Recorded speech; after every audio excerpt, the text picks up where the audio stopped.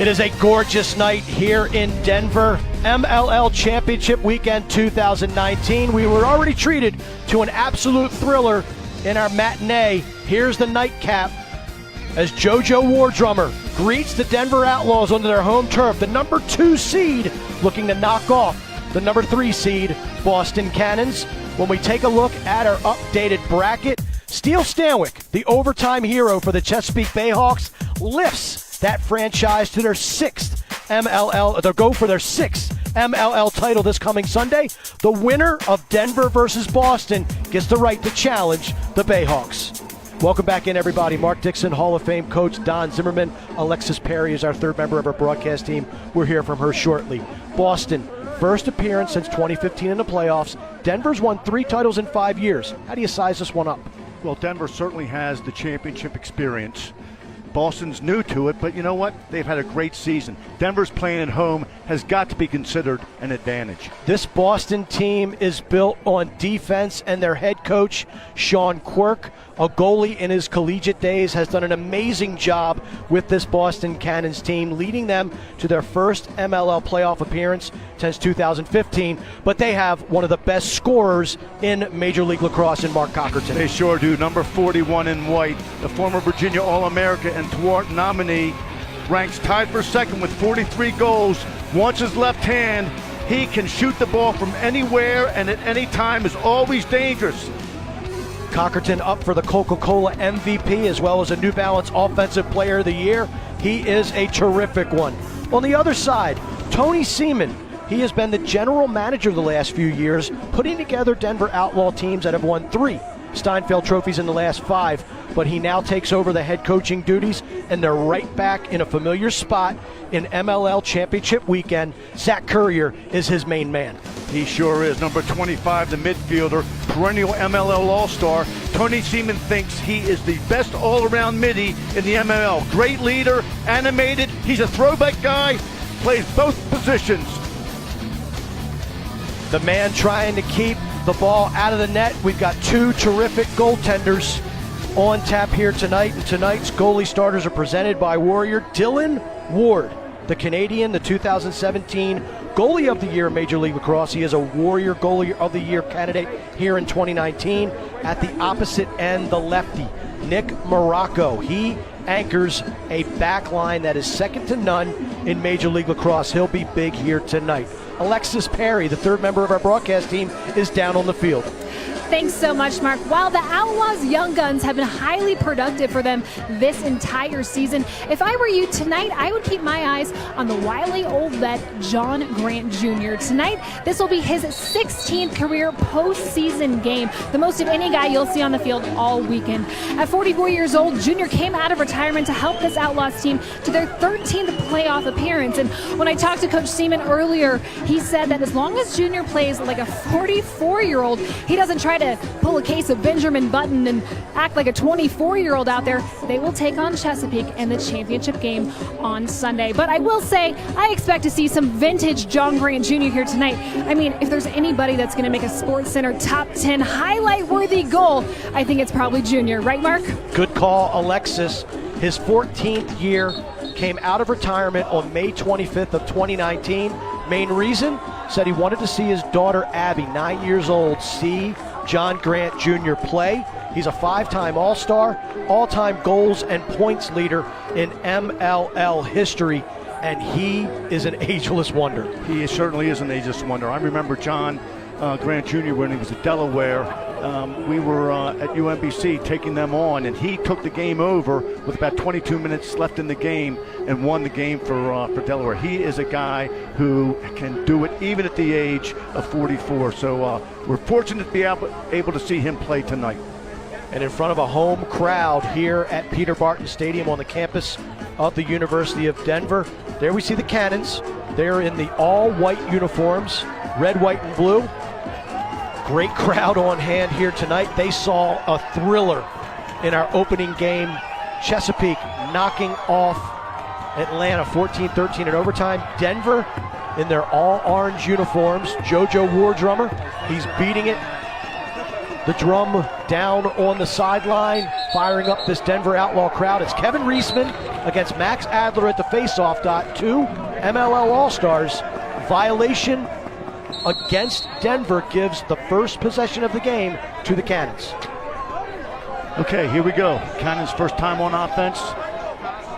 Again, they're going to want to get their personnel on the field, get the ball around, everybody touches, get a feel for the Denver defense, and go from there. Have an opening play, see if they can score one early. Kyle Denoff gets it started. Shot from Challen Rogers. Excuse me, Zed Williams goes wide.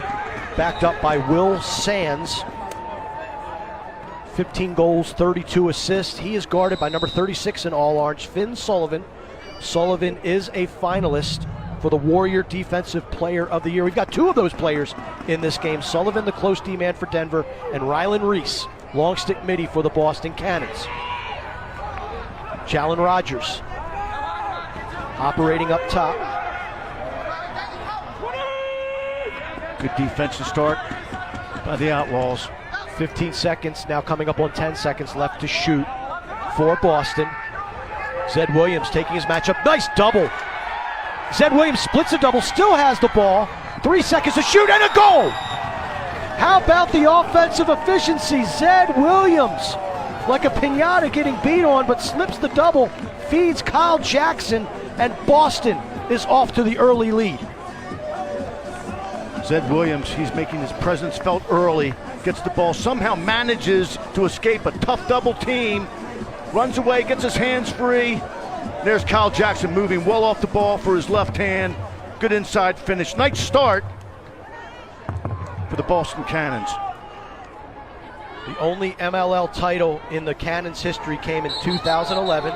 This is their first playoff appearance since 2015. And Denver pasted Boston in their last meeting in the regular season on August 31st, 22-9 on this field. So the Cannons definitely have revenge on their mind, as well as a date with the Chesapeake Bay Hawks. They knocked off Atlanta in a great game in overtime earlier tonight. Challen Rogers fakes the shot. Pass goes awry, out of bounds, possession to the Outlaws. Let's keep an eye on Max Adler, number 9 face-off man for the Denver Outlaws. He's jumped now on the first 2 face-offs. Might be a little nervous, got to settle down.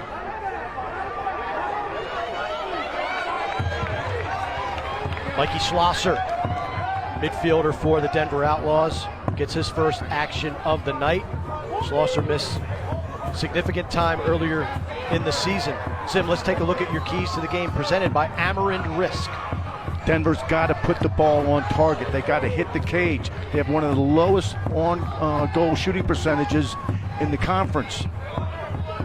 For Boston, they got to control the tempo. Denver likes to run up and down the field. Boston has got to make sure that they get back on defense, and they love to run the settled offense. Grant Jr. behind the cage, feed awry up top.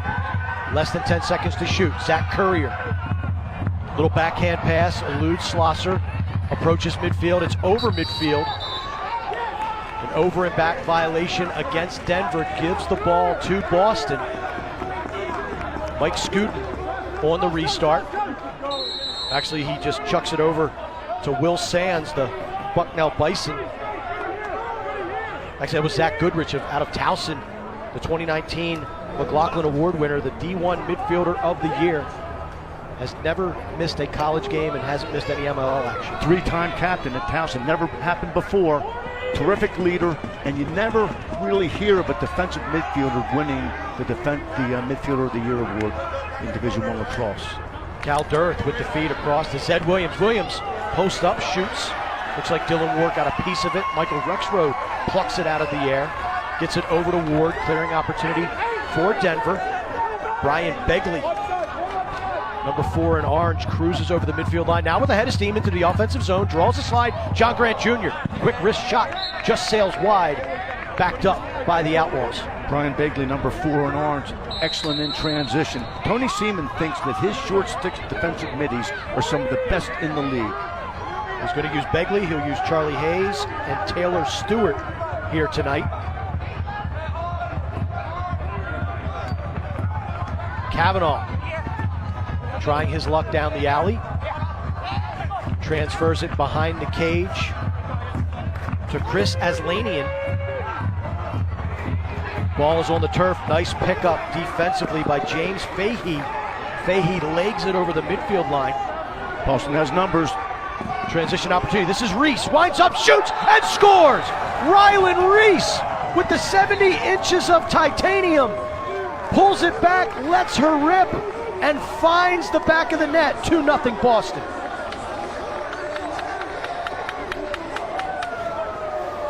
Real nice job in transition. Always moving the feet, always keeping their head up. Nice bounce shot by Reese. It's tough for the goalie to track down those long sticks when they shoot the ball. He's an outstanding player out of Stony Brook. And that, in fact, was a 2-point goal for Rylan Reese. So the bomb from the rookie out of Stony Brook, the 2019 America East Defensive Player of the Year, a member of Team Canada, has Boston off to a flying start. Good awareness of where that 16-foot arc was. Reisman and Adler doing battle. Adler comes up with a tough ground ball. Dylan Ward wanders from his goal cage, gives it up to Charlie Hayes. Hayes, another rookie for this outlaw team out of Detroit Mercy. Dylan Ward, he's 6'5", 195, but he moved like a smaller man coming out of the cage right there. Nice job. Well, what you're going to notice about Dylan Ward, not only in addition to his length and height, is how far he'll come out of the goal on shots. Tony Seaman told us this morning that as a shot goes wide from Schlosser, that on some goal scoring opportunities, he'll come out to cut off that crease, and he's a good 3-4 yards off of his goal line. It's very effective if the ball is shot from that position, but if a team can make one more pass, boy, those lanes are wide open to get around him. Grant Jr. muscles in, gets underneath the defense, slips it past the goaltender, flag down, goal is good, and the 44-year-old gets the crowd to their feet with Denver's first tally of the ball game.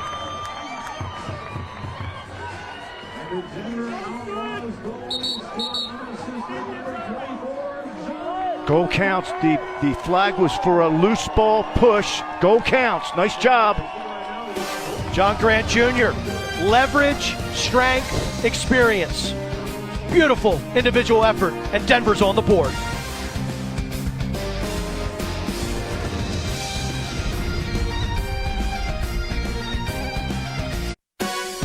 Major League Lacrosse is brought to you by New Balance, Coca-Cola.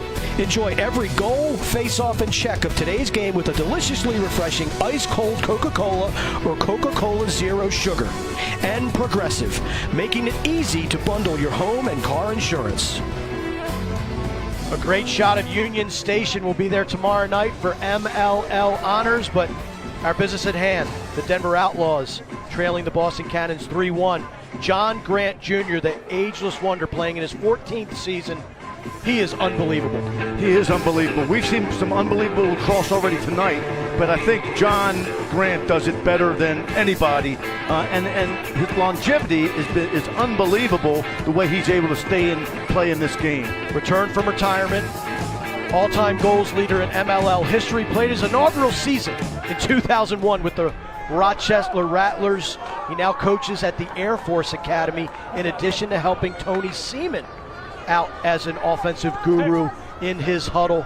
Two-time MLL MVP, and he's won 5 Major League Lacrosse titles with 4 teams. Special player.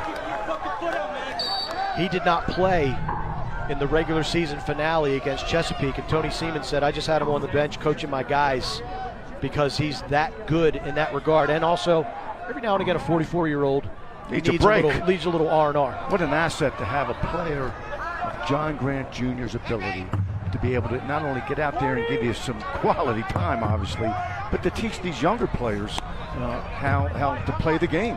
Not that they don't know how, but nobody knows how to play it like John Grant. Just under 30 seconds left to shoot on the shot clock. Errant pass is picked off by Nick Morocco, the Georgetown product. Lefty goaltender has really come into his own here in Major League Lacrosse in his second season. MLL All-Star. Nick Morocco has 57 ground balls, so it shows you that he is agile out of the cage. Saves 50% of his shots, gives up just under 13 goals a game. And this is Mark Cockerton. Go ahead.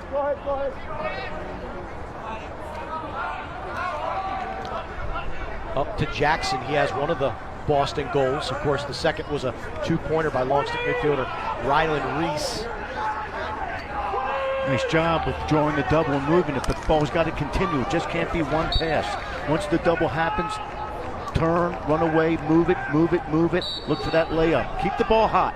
Last shot was by Zach Goodrich, who's staying on for an offensive shift. Will Sands, quick shot with 5 seconds left on the shot clock. Bounces harmlessly into the cross of Dylan Ward. And here come the Outlaws. Here comes Schlosser. Our man right here, Mikey Schlosser. He plays with reckless abandon. Love to watch him play. The Michigan Wolverine battling a groin injury this season. Looks healthy. Looked good at practice earlier today. Wants us to make sure we mention his incredible family. Great mom and dad and siblings. And says his hair's not that big of a deal. Well, I read an article in Lacrosse Magazine. He just loves to play, you know? He really just does. Loves to come out and play the game, and he's appreciative of the opportunity that he's been given. Loves to work on his VW bug in his spare time. This is Jack Jasinski, the Alabama Shake. Shot just goes wide, hits Junior. He can't corral the loose ball. Reese, Great look. sends it across the field to Scooten. Scooten now saunters into the offensive zone for the Cannons. That time you notice Will Sands, number 22, coming out and demanding the ball. I think that's sticking to the game plan. Coach Sean Cook, they want to settle the ball. They want to control the tempo of the game. Jackson crossfield feed. Nice save, Dylan Ward. The big man, 6'5", getting post to post and denying the doorstop opportunity. Denver runs it out of bounds and they get in possession. Good feet, good eyes, good hands. All the qualities you look for in a top-notch goalkeeper. Take a look at that replay. Look at Dylan Ward. Looks like that ball got stuck in Sand's stick a little bit, but he still had 6'5" Dylan Ward. Even when he goes low to the ground like that, he's still a pretty big target. Shot hits the side of the net.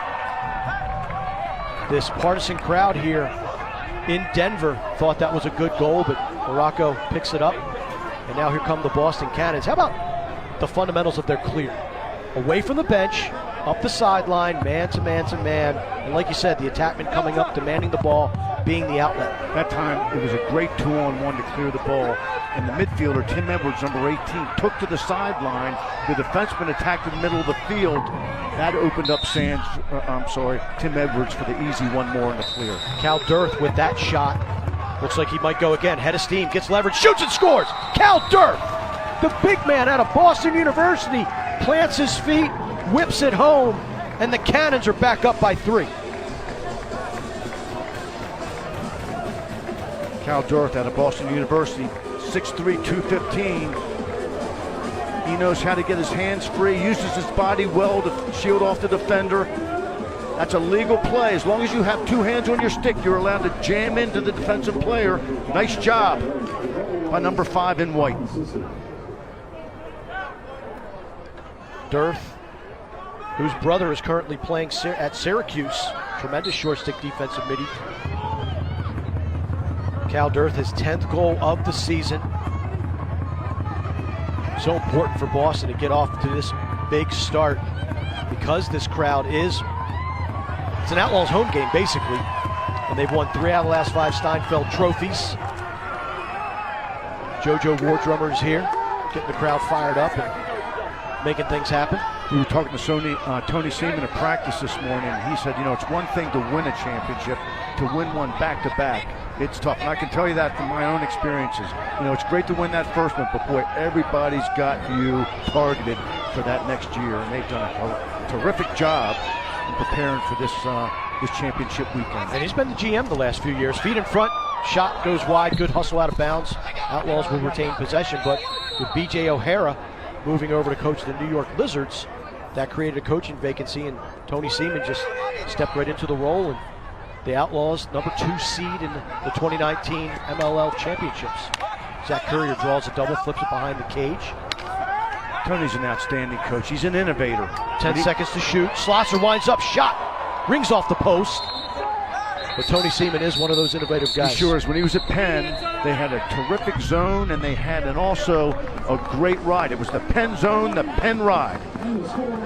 No matter what type of defense you're playing, zone, man-to-man, or whatever, it's really hard to prevent goals like this. Rylan Reese dialing it up from long distance. One of the goals scored by the Cannon so far. 4-1, Boston leads.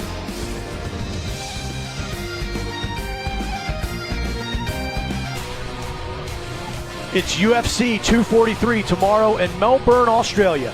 Our main event on pay-per-view features the champ and hometown hero, Robert Whittaker, taking on the interim champ, Israel Adesanya, in the middleweight championship unification bout starting at 10 Eastern, 7 Pacific.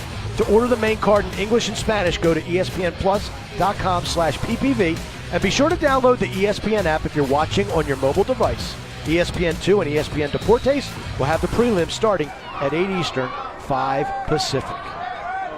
Our title bout is Sunday from Dick's Sporting Goods Park, 1 p.m. Eastern. The Chesapeake Bayhawks, we know they'll be one of the teams vying for the 2019 MLL Championship. Which one of these franchises will join them, Denver or Boston? Outlaws controlling the offense. Zach Currier, one of the greatest offensive players in the game, looking to establish himself in this contest. Gets the ball behind the cage to Junior. Good physical defense. That's what it takes. Junior gets taken to the ground. Ball is loose. And here come. Good job by James Fahey there. I mean, what a tough assignment. But he keeps his feet moving, plays great position. Fahey, a defender who was selected from an Open Cannons tryout. That's how he jump-started his, or began his major league lacrosse career after graduating from the University of Massachusetts. Feed cross crease. Will Sands finds the back of the net. Quick stick goal. Number 22 in the red, white, and blue gets the Cannons out to a 4-point advantage. Things happen in a hurry in this game. Real nice job drawing the defense. Sands is right where he needs to be. Knows where the crease is, doesn't step inside. But a real nice place there by Charlie Durbin to set up that layup for Will Sands. Sands, the quarterback of this team. Durbin, it's only his third career MLL game. The rookie out of Princeton with the great vision, excellent hustle, finds Will Sands on the backside, who slips it past Dylan Ward. Only 2 games, that was a veteran play. Reisman and Adler locking horns at the midfield face-off dot. Adler wins that battle and gets it down the side to Ryan Lee. Newbold, long stick midi. Got to watch him outside the arc. He leads the MLL in 2-point goals with 5. A long stick. He's got 5 2-pointers on the season with that long stick. In fact, Tony Seaman will leave him in on offense several times during this game because of that outside threat. Shot and a goal inside, then some physical play afterward. As Currier scores the goal and then gets roughed up.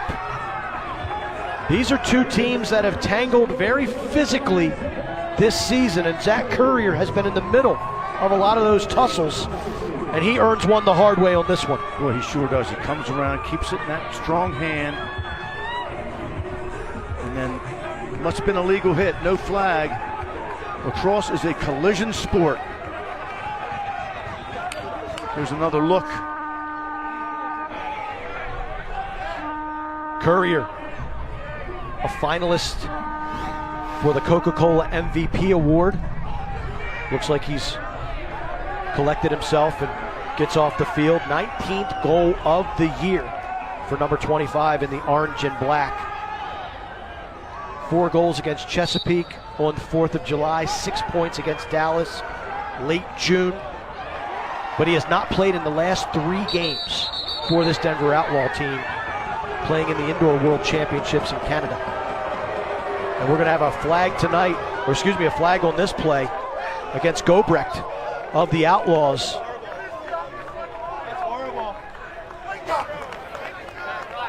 Don't make it 2. 77, Denver. Unnecessary roughness. 1 minute. Eli Gobrecht, physical player. When you could see him talking to referee Brian Abbott coming off the field, and if there's one official in the sport of lacrosse you don't want to mouth off to, it is Brian Abbott. He showed a lot of rope right there, not throwing a second flag. And that was good too, you know. Yeah. Early in the game, Coach Seaman comes out and challenges a call. He tells him, hey, keep it quiet, and we move on. But if I'm Coach Seaman, I really watch it the next time, because he will be tuned in and ready to throw that flag. 6-on-5 advantage right now for the Cannons. The point man up top is Jalen Rogers. Rogers is a dangerous two-point shooter. This time he gives it up to Zed Williams, who sticks it far side over the left shoulder of Dylan Ward. And the Cannons make the Denver Outlaws pay for the penalty and move up ahead 6-2. Cannons love the 3-3 set on man up. You cannot give Zed Williams that much room and time. Even though you're a man down, somebody missed their slide there. You got to come up and challenge Williams. Get your stick in his gloves. Zed Williams, 33rd goal of the season. He had 5 points against Atlanta in an earlier contest. Scored the game winner in overtime against Chesapeake back in August to give the Cannons their first win over the Bayhawks since 2015, which coincidentally is the last year the Cannons made the MLL playoffs. Referees have to keep an eye on this game. These teams are going after each other early. It's simmering. It really is. Zed Williams, he's a dynamic player. He's quiet, you know, he's unassuming, but really, Coach Quirk thinks he's one of the top 5 players in the MLL. Quietly gets the job done. High praise coming from Coach Quirk. Boston is playing without long-stick midfielder Justin Pugel, placed on injured reserve September 13th. Nice feed across the crease, shot to score. Beautiful ball movement, great one-touch finish. Chris Aslanian, the rookie out of Hobart, puts it past Morocco. Credit Zach Courier for this goal. Again, you know, the great players understand that when you dodge, it's all about your first move. Make a good, strong first move. Get the defense's attention. And then there he is, Aslanian, right on the pipe. That time, Boston missed the second slide. Somebody had to move down and cover up inside. Wasn't there. Aslanian told us only one school recruited him out of high school, and that was Hobart. He went to the Statesman, became an all-conference player, and has just progressed his game ever since, continuing to get better. And we will see him tomorrow night at the MLL Honors as he is up for Cascade Rookie of the Year in Major League Lacrosse. What I like about Chris Aslanian, he has 22 goals and 20 assists, so he's well-rounded, but I love the fact he has 18 ground balls. That means ball goes on the ground, he's going to fight for it and try to get it back for his offense. You are a ground ball man. I love through ground and balls. through. It's the name of the game. Right on. Play stopped momentarily with 1:05 showing on the clock. Whistle gets things going once again. Kyle Pless, you can see number 2 in orange with the knee brace on. He has missed a significant amount of time, 8 games to be specific, with an MC sprain, pursuing his master's at the University of Nottingham in the UK. And here he is playing MLL lacrosse. Sands gets a step, shoots and scores. Will Sands takes advantage of the short stick matchup, gets top side, whips it past Dylan Ward, and this Boston offense has been impressive so far here in the first quarter. Number 22 in white, he's known as a feeder. He's ranked 3rd in the MLL for assists, but this time he takes it on his own, loves to run upfield and then shoot back over his shoulder. Well-placed shot. Nice goal by number 22, the former Bison. Not sure about the switch there. His hands had a pull on him, and then they switched the matchup to a shorty. And that little bit of hesitation allows Sands to get top side. Well, if you notice throughout the game, Denver switches on everything. Now that says 2 things. Number 1, that, hey, we really believe in our short sticks, which we mentioned Tony Seaman does. And number 2, it may state that, you know, our guys don't do a real good job of communicating on picks. So let's take the guesswork out of it. We're going to switch on everything. That time, it hurt him. Brendan Cavanaugh going to the goal with force and speed. Gets hung up. Ryan Lee, whip shot. Lee, a terrific shooter. The RIT graduate can bring it from all different angles. 5th in the MLL for goals scored. 15 seconds left to go here, first quarter. Morocco picks up the loose ball, wanders out of his crease. Fahey tracking down that loose ball on the sideline, goes out of bounds, can't save it. 6.7 seconds to go. Courier waiting for a quick restart. Referee signal him to come back to the sideline to get that whistle. That's for the feed inside. Watch Junior here. He's crafty. Zach Courier, the lefty, gets to the middle of the field, looking to feed. Does so into the middle. Ball goes awry, out of bounds, and that'll do it for the first 15 minutes. Semifinal number 2. The Boston Cannons looking to go to the MLL championship game. Can Denver mount a comeback? Stick with us. More action coming this way.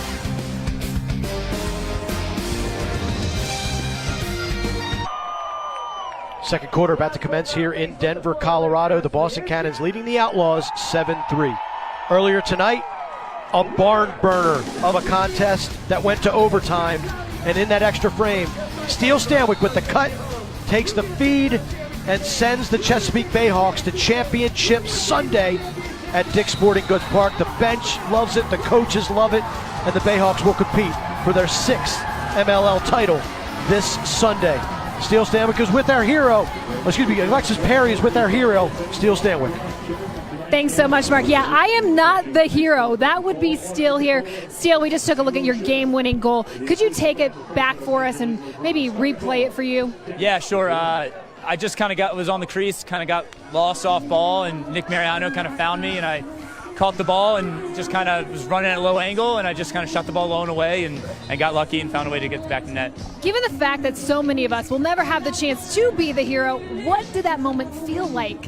It was pretty awesome. I mean, I'm still on cloud 9 from it. I'm just happy we got the W, get to spend another weekend with my Bayhawk teammates and get a chance for a championship on Sunday. Well, now this will be your 2nd championship Sunday. What did you learn from your first experience that you can take into this game? It's just never over till it's over. The one championship I was in, we were up 7 or 8 goals, and Denver came back and beat us, and so you got to finish the game. It's going to be a full 60 that's required. What is the mentality of this game heading into Sunday? To just enjoy it. I mean, enjoy tonight. I mean, it was such a special win to get that semifinal win, and so try to enjoy it a little bit tonight. And then, we're here looking and scouting to see who we're going to play, and then get right back to business tomorrow. And again, just try and enjoy each other's company and get ready for Sunday. You are scouting, obviously. We're a full quarter into this one. What's your overall impression of both these teams? It's just intense and physical, and it's a lot of back and forth. And so whoever we get, we're going to have to bring our A game. All right, thank you so much for your time, Steele. Congratulations and good luck on Sunday. Thank you so much. Appreciate it.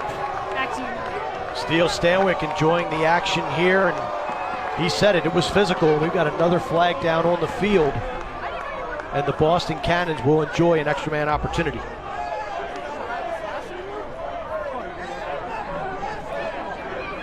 Slash against the Outlaws.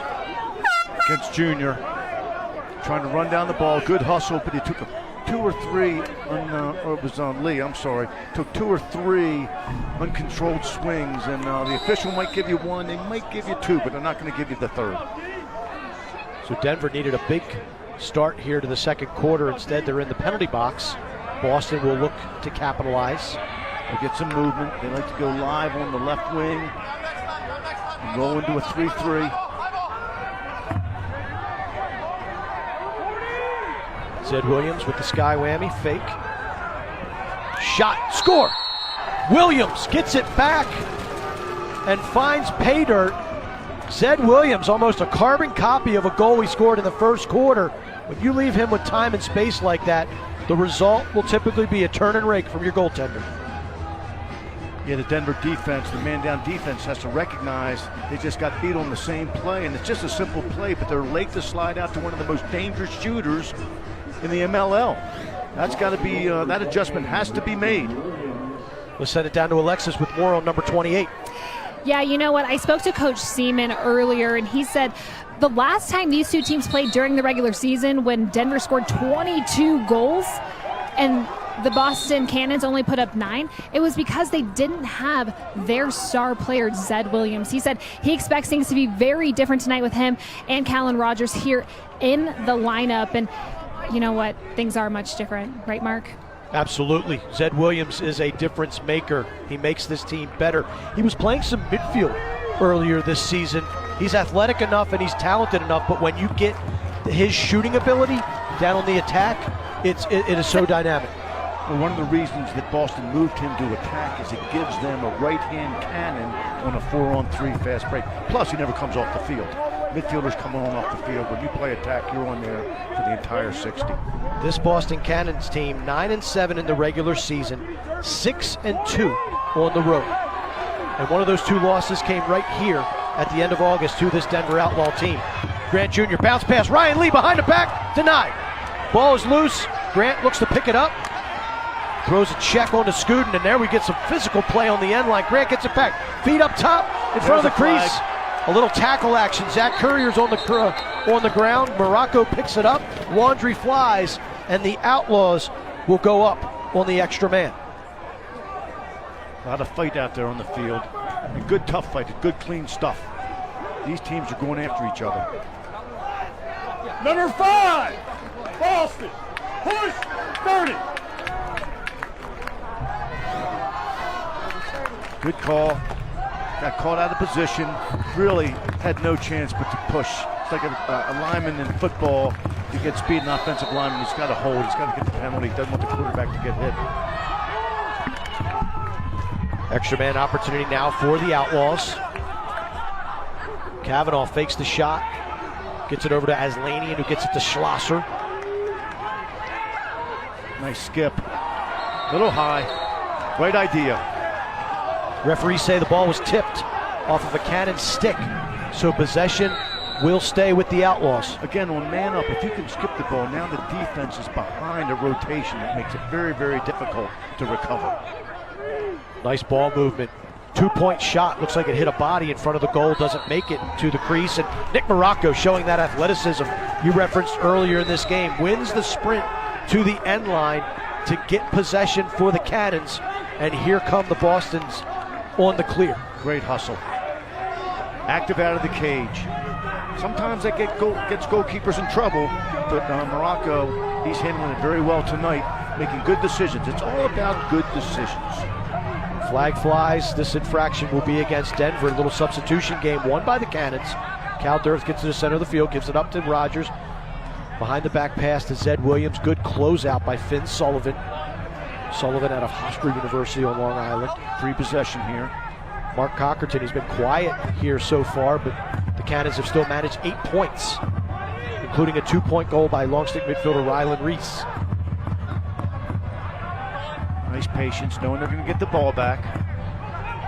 Very unselfish offense. Another flag. Shot doesn't make it to the cage, and that is a shot clock violation against Boston. We've got 2 flags on the play. The referees will get together to sort it out and let us know what we're looking at.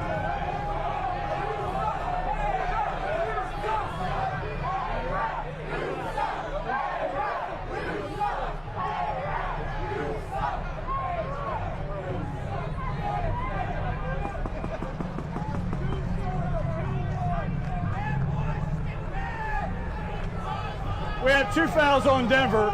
First one is 77/1 minute. The second one is 24. Conduct foul, 30 seconds. So there's a conduct foul. Here's a slash. Oh, out of control. Didn't really get much, but you know, sometimes the officials see that type of action and they're going to throw the flag. So now Boston 2 men up, and this really puts a lot of pressure on the Denver man down. It's a 6-on-4 opportunity for this Boston Cannon extra man unit, which has been very good so far here tonight, and Zed Williams, number 28, has been the primary beneficiary. There he is again. Williams just posts up, takes a shot from Michael Rexroad, and Williams is shaken up on the play. And one of the jobs of the officials is to continue to watch the shooter after he releases the ball. We've had 2 plays now that are very close. I mean, they're right on the edge of being late hits. Williams out of Silver Creek, New York, went to the University of Virginia. There we see the shot. And that is like same spot where he's shooting from, same shot location as well. That's his wheelhouse right there, that off-shoulder high far post. Perfect placement on the shot. With that much room and time, and with his ability, he's going to score that goal 9 out of 10 times. What does Denver have to do to stop the bleeding here? I mean, this game could get away from them trailing 9-3 with just under 11 minutes left to go. Well, we saw it in the quarter. first game. You know, Chesapeake was down by a lot of goals early, and then take a look at tonight's face-off stats so far. The power through face-off stats presented by Powerade. 50-50, and Max Adler comes down the heart of that Boston defense, and it just goes wide. Adler with the great pickup and just misses the cage.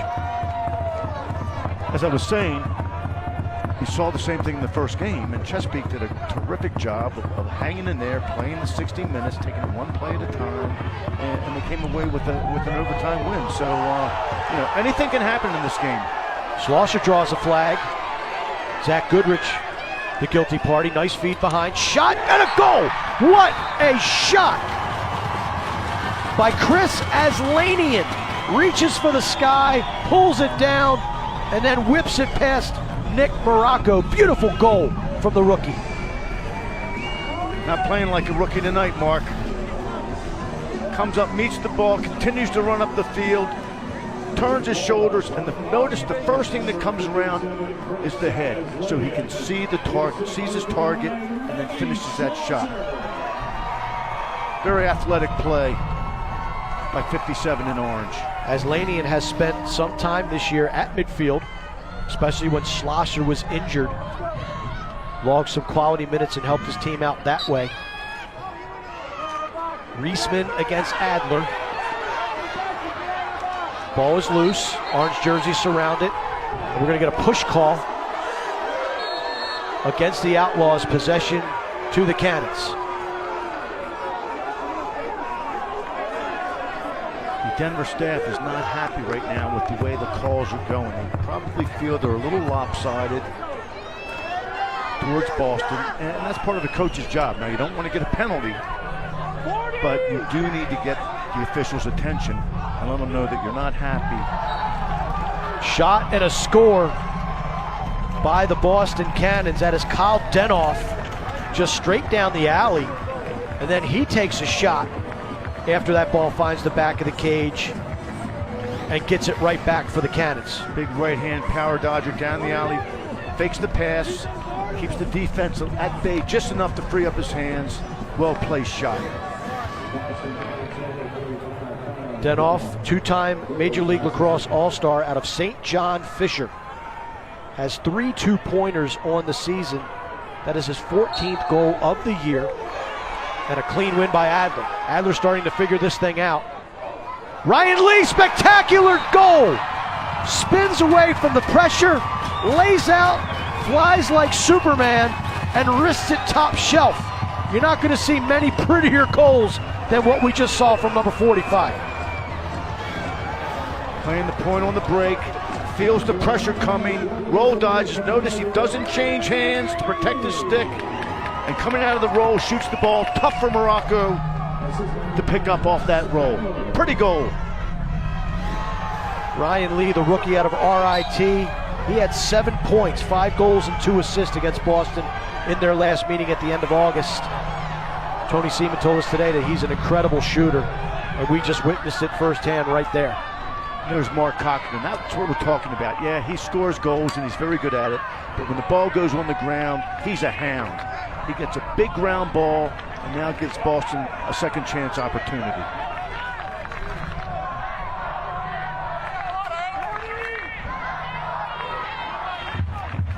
Substitutions being made for the Cannons. This is Denoff. Gets to the center of the field.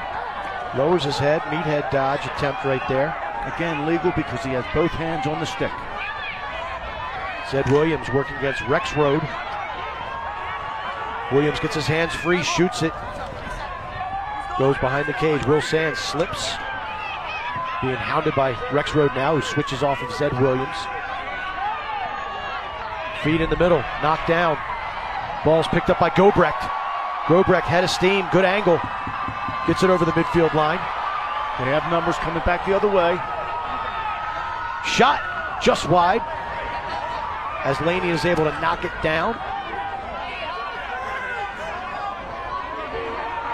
Jack Jasinski, they've got him in the middle of the field. They find him, steps in, shoots, and just goes wide to the left. Excuse me, to the right of left-handed goaltender Nick Morocco of the Boston Cannons. Jasinski's got a right-hand cannon, doesn't he? He knew he had a good shot. Again, held the defense at bay with a little fake pass. Like to have that shot over. Put it on the 6x6. Mikey Schlosser, head of steam, runs out of angle, smartly transfers it behind the cage. Up top now to Courier. They like the matchup Jack Jasinski has against the short stick of Boston. That is number 57, Matt Bertram's nice feed behind the junior. Big face dodge by Aslaney, and Fahey didn't bite. Now it's Schlosser on the run. Score! Mikey Schlosser takes the feed, sticks it far post. Beautiful offense, beautiful execution. Big goal for the Outlaws. Huge goal. Kept the ball moving, kept the pressure on the Boston defense. Schlosser takes the ball on the run, very athletic, good speed, drives towards the goal, frees his hands, well-placed shot. A much-needed goal by the Denver Outlaws. Had 4 points against the Cannons on August 31st. He had a two-pointer, which was the first in his career, so the former Michigan Wolverine gets on the board. That's a big goal because Schlosser is not only a really talented player, but he's a leader of this Denver Outlaw ball club.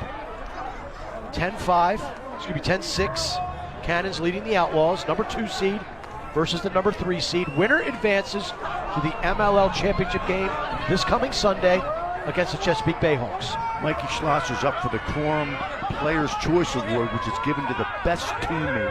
And I would say that he is a front runner because he's the kind of guy that you love to play with. He's going to give you everything he's got, unselfish, plays for the love of the game.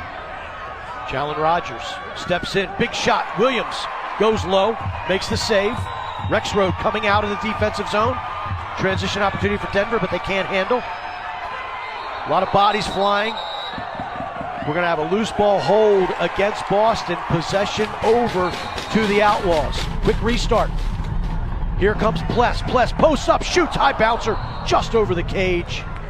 Possession stays with the Outlaws. Mark, this is a very, very physical game, especially for the shooters. The shooters are taking some pretty tough hits after they release the ball. The officials have to keep an eye out on that. Talking to Boston head coach Sean Quirk this morning at practice, he said, we don't expect nothing less out of this game. These teams do not like one another. There's been some altercations, some tussles in their regular season meetings, and there's another push out of bounds, and look out. Quick restart. Brought back to the sideline. It just, I mean, it was simmering in the first quarter. Now it just feels like this is a powder keg about to blow. Take a look at this physical action. Push from behind, maybe even a slash, and there's a jam. That could have been called up, well, that could have been a legal body check. Yeah. Center of the field, shot to score. Jack Jasinski, the first professional lacrosse player out of the state of Alabama, uses his quickness to get to the center of the field and puts another one in the back of the cage. Outlaws cut the lead by Boston down to 3. Good restart. Jasinski's right hand. You got to know he's a right-hander. Take it away. You never want to give a player the middle of the field and his strength. That's a tough combination to defend. Jasinski all over it. Nice job. Jasinski started the season with Dallas, was then sent to Denver. He scored 2 goals in 3 games this year, including a 2-pointer. So he's got range in addition to the outstanding speed. 5.5 minutes left to go here. First half. MLL semifinal championship weekend number 2. Boston and Denver. If you're just joining us, the Cannons jumped out to a 7-3 first quarter advantage. Denver has scratched and clawed, and they've gotten to within 3.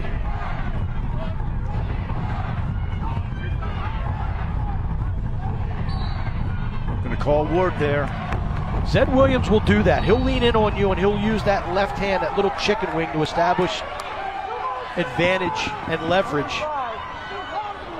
Dave Cottle saw that firsthand back when he scored the game winner in overtime in August at Navy Marine Corps Stadium in Annapolis. Thought that Williams got away with one there. Well, you know, the chicken wing is one way to kind of ward off, but sometimes Zed Williams just takes that hand off and gives it a little flick.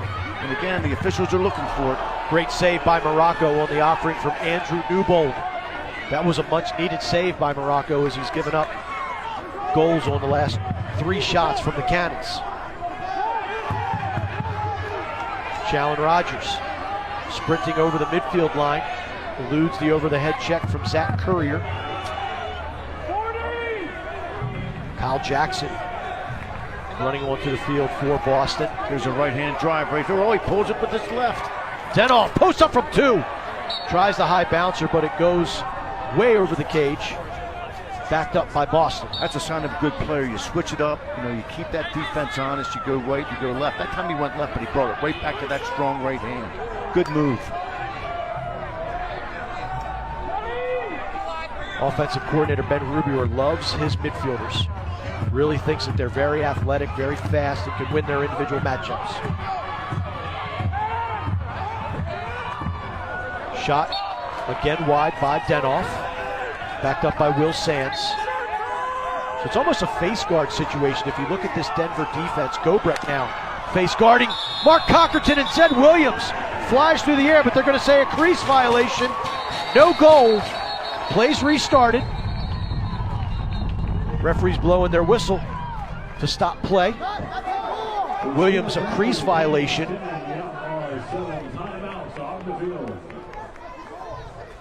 Looks like a challenge is being issued by Sean Quirk. He's thrown the red challenge flag. We'll head to break. You be the judge. Zed Williams flying through the Denver air. Will the Cannons win the challenge? Stick around. We'll have the answer on the other side of this break. Boston leading Denver 10-7.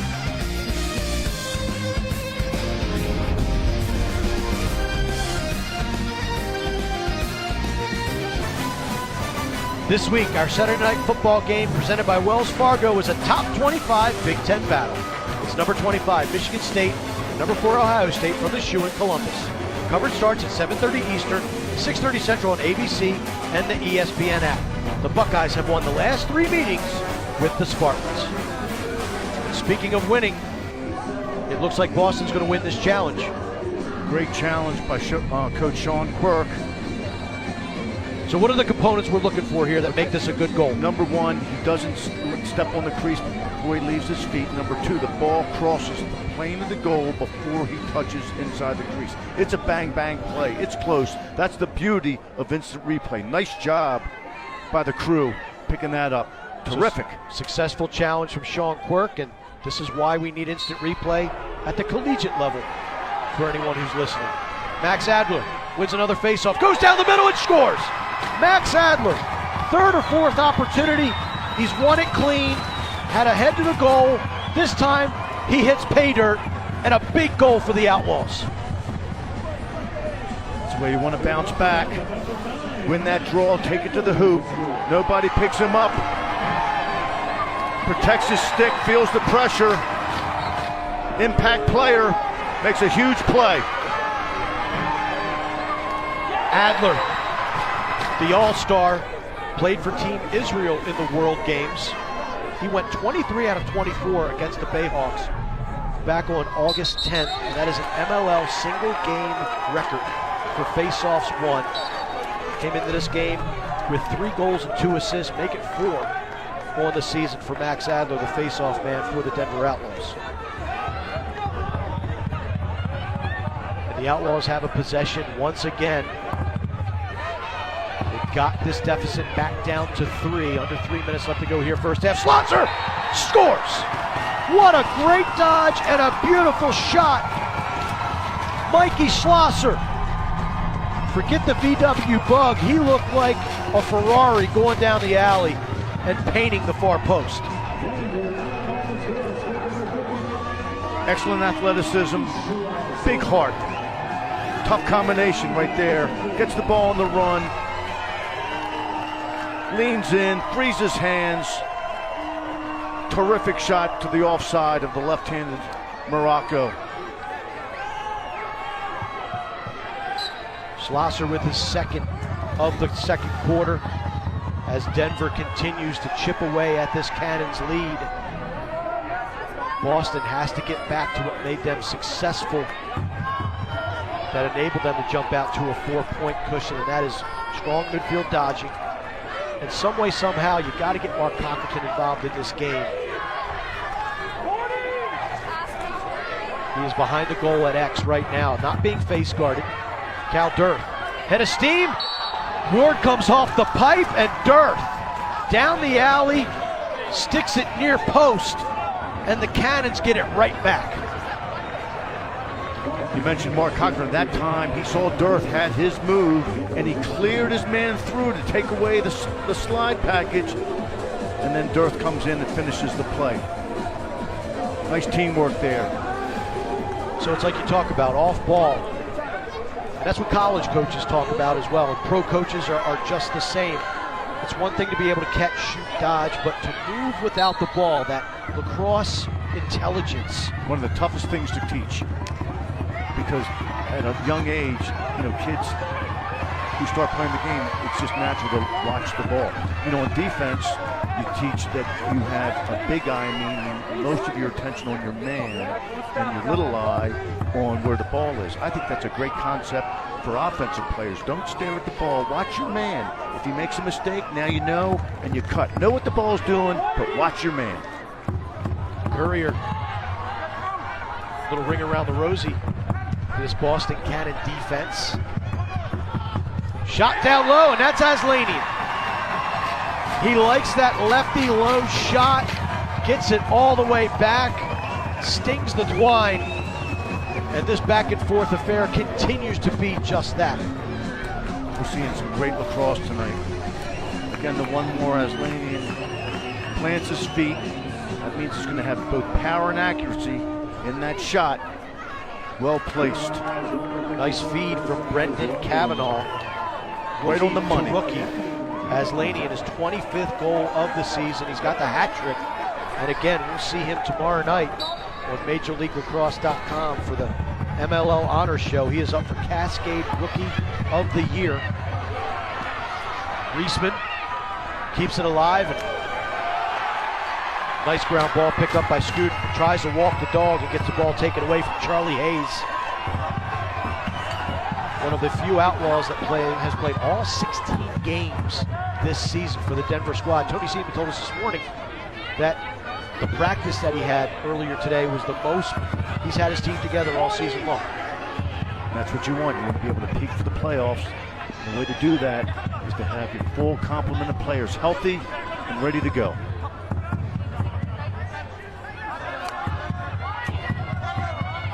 Courier.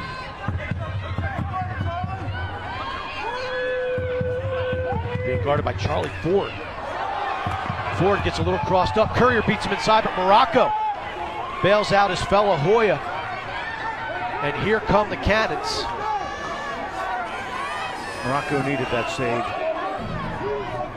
Cannons needed that save. Scooten in trouble at midfield. Goodrich tries to bail him out. Nifty ground ball. Spins out of pressure initially, but now the ball's on the carpet. 25 seconds left to go. Cockerton comes out with a big GB. Digs it out.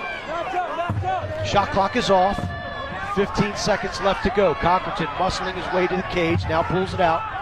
Gets it over to Kyle Jackson. 10 seconds in the first half. Challen Rogers takes a peek at the clock. Gets it to Zed Williams. Fires it. Ward fights it off. Rebound goes. 2 seconds and a goal. Kyle Jackson. Another buzzer beater score for the Boston Cannons.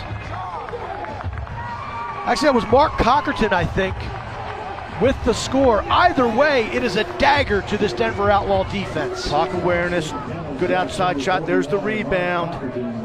Challen Rogers picks it up, and Mark Cockerton stays with the play, keeps his feet moving, works hard to get open, and finishes it. Smart play. You talk about that off-ball coach. He recognized a ton of green right in front of that goal, cuts to it, takes the feed, slots it home, and boy, what a big goal for Boston. Another buzzer beater, and they take a 3-point advantage into the intermission. Again, nothing like hustle. That was all hustle. The Boston Cannons, an impressive 30 minutes of action, has them 30 minutes away from a possible berth in Championship Sunday. Alexis is with Boston Cannons head coach Sean Quirk. Coach Quirk, the last time you guys were here at Peter Barton Stadium, you guys scored 9 total goals. You now have 13 at the half in this game. What's different for your team this time? You know, I think tonight offensively we're sharing the ball really well. Our shot selection off our possessions have been really good that first half, and we're using the shot clock. You know, we're not rushing our shots that first possession into the shot clock. You know, we saw momentum shifting a little bit there for the Outlaws. How do you guys make sure you come back here in the second half and contain the game? Absolutely. You know, our motto all year has been 1-minute games for 60 minutes, and that's what we've done a really good job that first half. We just got to maintain that momentum. Thanks so much, Coach. Back to you, Mark. Thank you. Thank you, Alexis. A tremendous first half of action. The Chesapeake Bayhawks have already punched their ticket to Championship Sunday. Will it be Denver? Will it be Boston? The Cannons are up by 3 as we head to the halftime break. Stick around. Got a lot of halftime festivities coming your way right after this.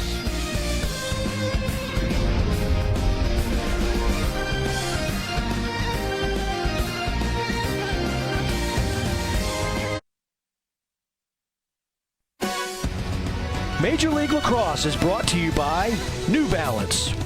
Coca-Cola. Enjoy every goal, face-off, and check of today's game with a deliciously refreshing ice-cold Coca-Cola or Coca-Cola Zero Sugar. And Progressive, making it easy to bundle your home and car insurance. Hello and welcome back to Peter Barton Stadium. The Outlaws are trailing the Boston Cannons 13-10. I am joined with head coach Tony Seaman. Coach, what did you tell your team in the locker room, given the fact that there is some momentum in your favor? Just that we got to finish shots. When we get in close, we got to finish the shots. We got to slide defensively and stay in our defensive package, which we haven't done well at all tonight. And get some motivation going.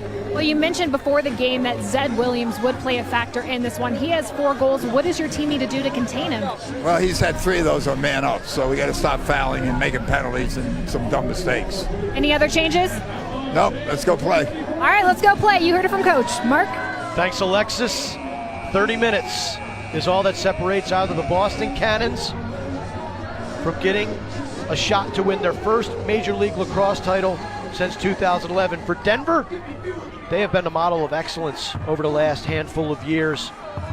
They are gunning for their 4th Steinfeld Trophy in the last 6 seasons.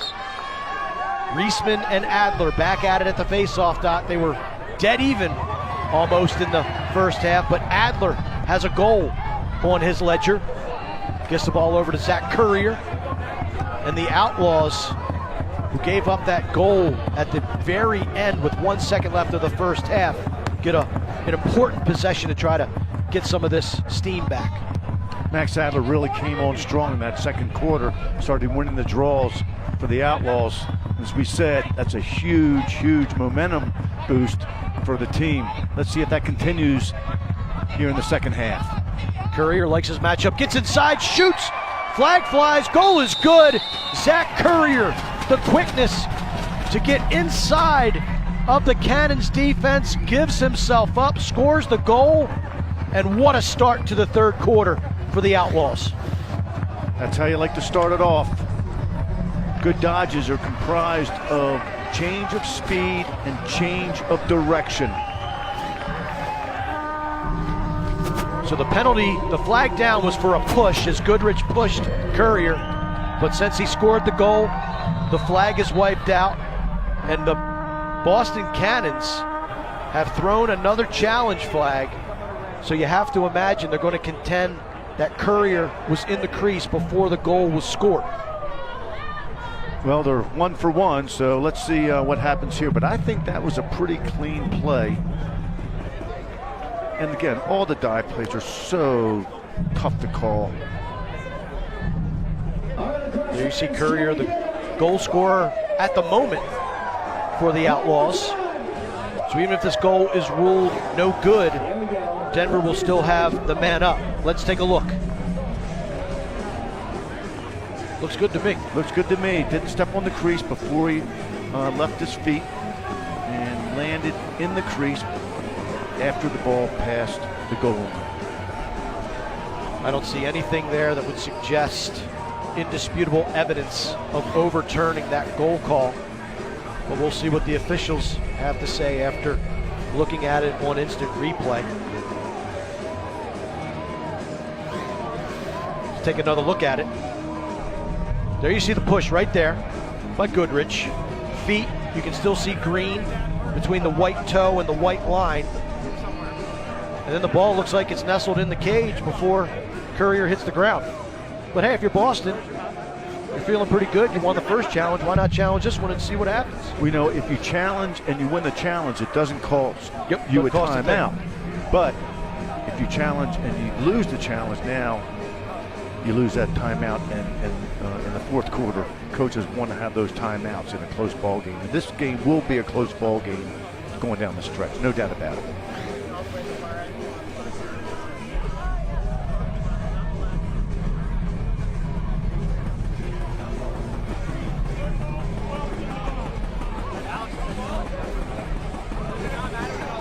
Back away. After review, we have no goal. We have a push on 12 white, 30 seconds. Trying to figure that one out. Zach Courier talking with the referee. Sean Quirk 2 for 2 with the challenges. Again, these dive plays are so close. Does he make contact with the goaltender before the ball goes in the cage? Let's take a look at that one, because we're looking at feet first, right? Right. Ball's in the goal. Did he make contact with the netminder, perhaps? Even that's really tough to ascertain from all the multiple wonderful angles we have. Shout out to our technical crew, not only for that look, but for their efforts all night long here in Denver. But man, I just don't see how you can overrule that goal. Well, that's the beauty of instant replay. And you mentioned the NCAA has it in their tournament, in their championship weekend tournament, but not for anything of consequence. Not for anything of consequence. I mean, only for timing issues, right? Right. But I'm thinking that after some of the plays that happened this year, they could bring it around. Newbold, let's fly. Morocco with the tough save. So instead of being down by 2 points, Denver remains down by 3. And a little bit of momentum that would have been generated from the Zach Courier goal. You still might be able to take a little bit from it, but it's staunched with the overrule of the goal. And Boston now back on the attack. They've successfully killed the penalty. We'll see if they can get another one. Just not a smart play. Tony Seaman said it at halftime. We have to stop making silly mistakes, and that's just a freight train from behind. It's going to be a loose ball push every single time, and this looks like it could cost Kyle Denoff as he's holding his right arm. Yeah, he sure is. Lands right on that right elbow shoulder area. But if anybody has a crew that can fix you up in a jiffy, it is the Boston Cannons with the wellness team that they have. Saved by Dylan Ward, rebound shot, another save by Ward. Spectacular goaltending from the big Canadian between the pipes for the Denver Outlaws, showing why he is a finalist for the Warrior Goalie of the Year. Wow. Big time players step up when it counts the most. Zed Williams spins. Ball doesn't make it to the cage. Here comes Gobrecht. Eli Gobrecht showing some great wheels. He wants a call. Doesn't get it.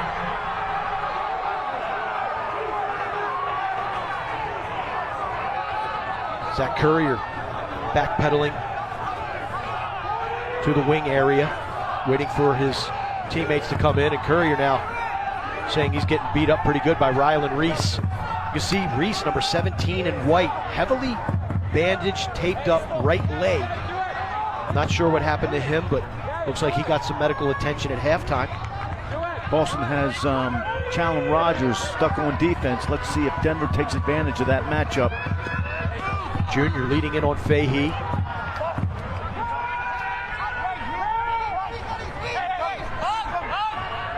As Lanian has the defense hung up, and there we see a hit to the chops. And a shot! Did it go in? No, Morocco was able to smother it as the shot clock expired. We have another stoppage in play as they're going to bring back that restart to the defensive zone of the Boston Cannons. Zach Goodrich looking to clear successfully for the Cannons. Good action all around.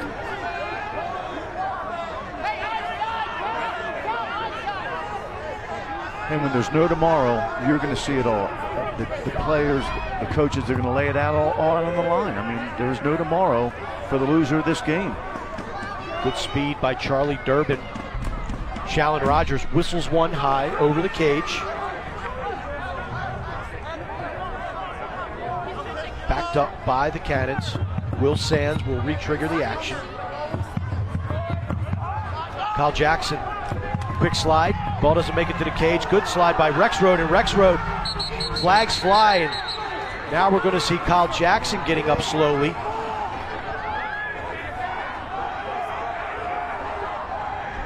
Let's take a look at the replay.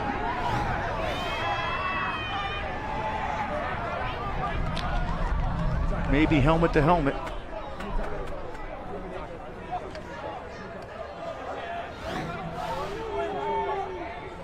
So all of a sudden the Cannons looking like a mash unit.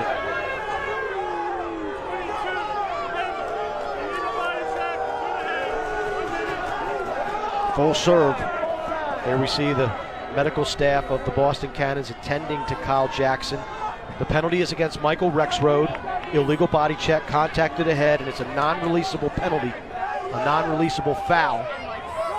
So the Cannons will have the extra man for a full 60 seconds. But they want to press this a little bit because they have an opportunity to score a goal and then come right back and have another opportunity with that non-releasable penalty. Look for Zed Williams. He's had success so far on the EMO. That pass goes awry. Dylan Ward makes the stop. Nice adjustment that time by the Outlaws. They shut off Zed Williams on the man up. Really nice adjustment. And that really does throw an extra man unit off, even though you still have the man advantages. Bagley loses his footing, steps out of bounds, quick restart. Bertram's being hounded and followed by Courier. And then we're going to have another late whistle.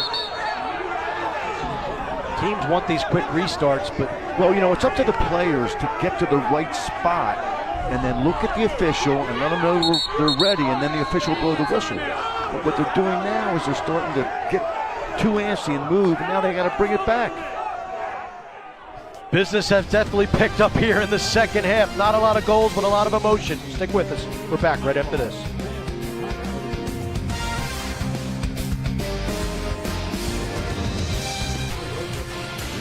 It's UFC 243 tomorrow in Melbourne, Australia. Our main event on pay-per-view features the champ and hometown hero, Robert Whittaker, taking on the interim champ, Israel Adesanya, in the middleweight championship unification bout starting at 10 Eastern, 7 Pacific. To order the main card in English and Spanish, go to espnplus.com/pay-per-view and be sure to download the ESPN app if you're watching on your mobile device. ESPN2 and ESPN Deportes will have the prelim starting at 8 Eastern, 5 Pacific. Now, Mark Dixon, Don Zimmerman, never mind the UFC. How about Major League Lacrosse tonight and the physical play? This game is one of the most physical games I've seen in a while. Both teams are going at each other. A lot of clean hits, but then a lot of hits like that really are going to cost their team in the long run. Boston with some injuries. Alexis, you have an update for us. Yes, this has been a very physical game. Let's start with Kyle Denhoff. He has an upper body right now. He is probable. The team doctors are currently working on his shoulder, and he looks like he's in quite a bit of pain, but we'll see what happens with him. The other Kyle Jackson, he also has an upper body shoulder injury. It looks like he is too probable. Mark? Physical game, and those are big losses for the Boston Cannons if they can't return to action. You only dress 20 players, and offensively, the Cannons only dressed 5 offensive midfielders this evening. Denver still shutting off Zed Williams, and what Boston did to counter that is they moved him inside, and now they're going to attack a box versus 5 players. Good move, good strategy. Boston tonight not dressing some attackmen. Connor O'Hara, one of them. John Upgren, James Burr. Shot in transition and a goal. A big score by Cal Dirk. One player that is in uniform is number 5. Terrific job by the Boston Cannons to get one back. Good hustle by Cal Dirk, number 5 in white. Saw that he had an opening. They covered Williams inside, but left Dirk wide open. Cut to the goal, took his time, finished the shot. Cochran, smart play there as a feeder. The Cannons do have 4 short stick D middies dressed tonight. Zach Goodrich, Tim Edwards, Matt Bertrams, and Matt Jama. My guess is Goodrich takes a couple extra offensive shifts. I would agree. Would be my prognostication for this situation. Reisman being hounded on the wing by the Denver Outlaws. That's a good observation, Mark, because he does stay on and play offense throughout the season, so he's used to it. You're now down to Durbin, Dirth, and Challen Rogers in terms of offensive midfielders for the Boston Cannons. Again, if you're just joining us, Kyle Denoff and Kyle Jackson nursing injuries right now, being examined by the Boston Cannons medical staff. Both of their returns questionable at this stage. Nice ground ball by Charlie Durbin, number 21, second chance opportunity. He's playing a heck of a game for a guy who's only played 2 ML games. We're going to have what looks like to be a push on Denver. Flag goes down. And the Outlaws look like they're going to return to the penalty box.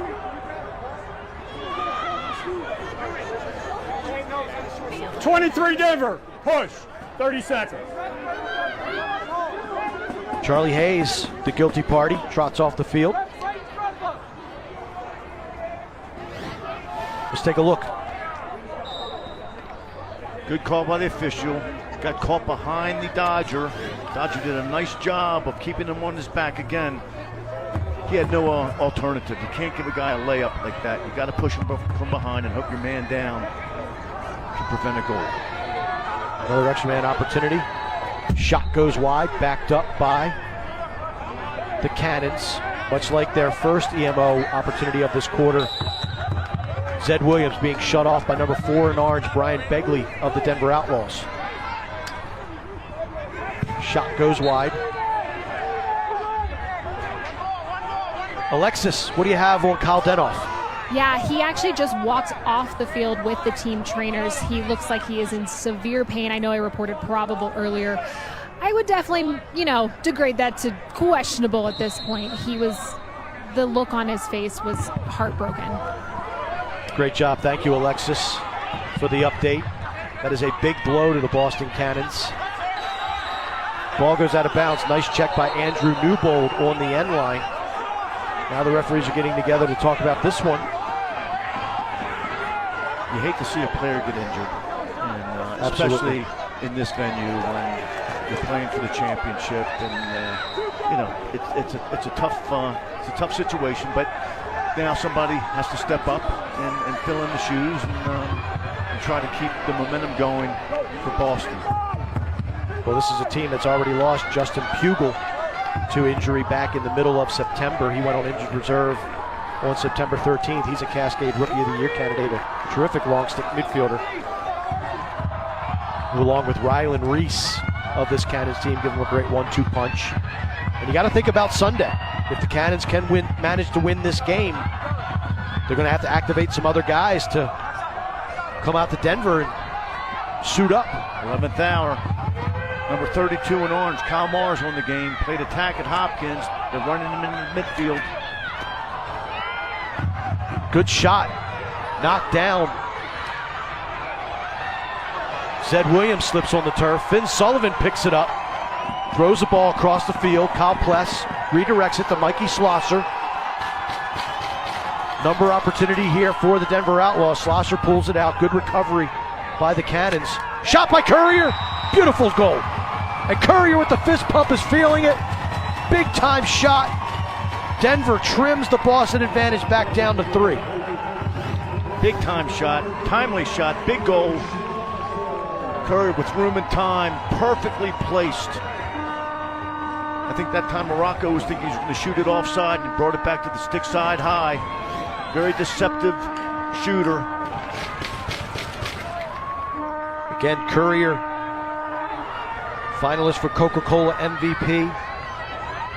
Such a tremendous shooter, playmaker. 20th goal of the season, his second of tonight. Reisman wins the faceoff clean. Chugs down the alley.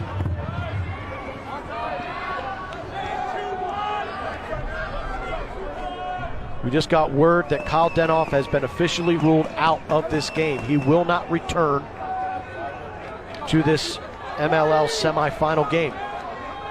Tough loss for the Cannons. Cal Dirth. Big boy dodge. The board there. Challen Rogers works inside.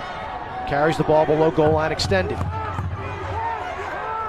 Rogers in no man's land, gets triple teamed, somehow gets the ball out of it. Shot! Dylan Ward, there we talked about it. He comes out about 3-4 yards off that goal line to decrease the angle and fights off that shot with a nice save. Festive night here in Denver. The Outlaws and the Cannons playing for the right to challenge the Bayhawks on Sunday. More ML lacrosse coming right up.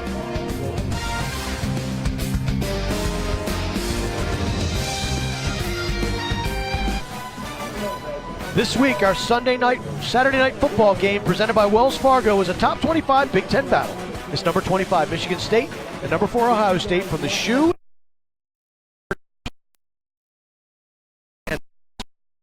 Buckeyes have won the last 3 meetings with the Spartans. Zed Williams, he's been sensational all night this evening. Tremendous shooter. Tremendous shooter, especially on the extra man. Room and time, count it. Had 2 of those. Kudos to his teammates for recognizing that was the play. Get the ball to Williams. Know when your teammate's hot. Let it rip. And the adjustment the Denver Outlaws have made here in the second half, shut them off.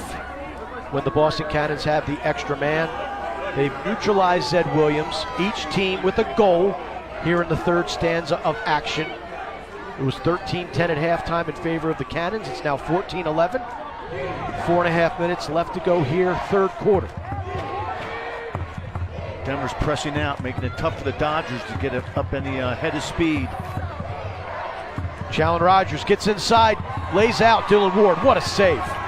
Goes low, keeps it out of the back of the cage. Sloppy clear, however, by the Outlaws. Picked up Charlie Durbin.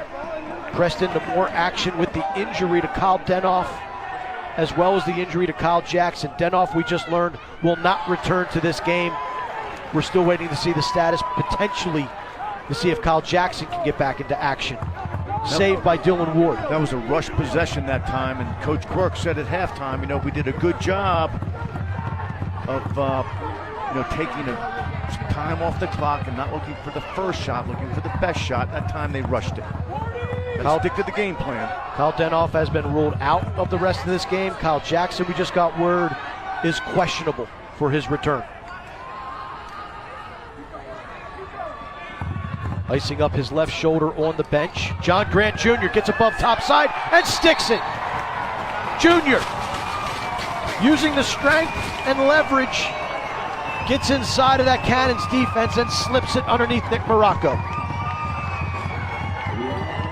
Junior still has it, doesn't he, Mark? Unbelievable. This is his signature move. Comes hard to the goal, a little fake pass to hold off the defense, and then somehow, that ball comes out of his stick. It's behind the back. No way, behind the back little shot. Flip. No way the goalie can stop that. Junior again came out of retirement May 25th of 2019. His 14th year of Major League Lacrosse, the all-time goals and points leader in league history.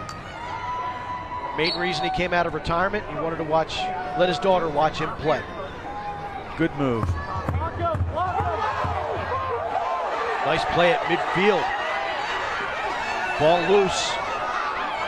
Taylor Stewart, the rookie out of Bellarmine, dislodges the ball.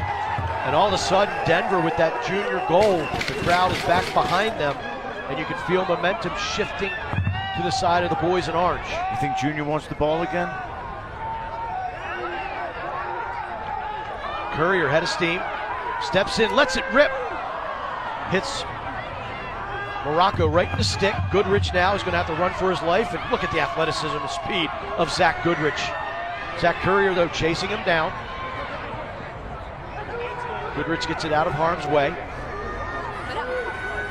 Boston coaching staff putting their arms up in the air, meaning let's slow it down, get a possession.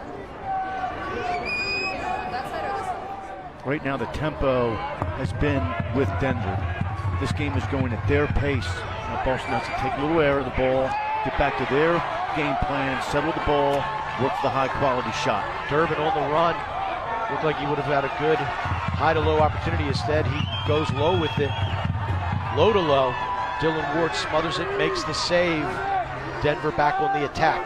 For you young guns out there, remember when you shoot the ball, try to change the planes of the shot. If you start low, try to bring it up high. And a real good shot inside is shoot high to low. Goalkeeper's going to challenge you up high. Shoot at his feet.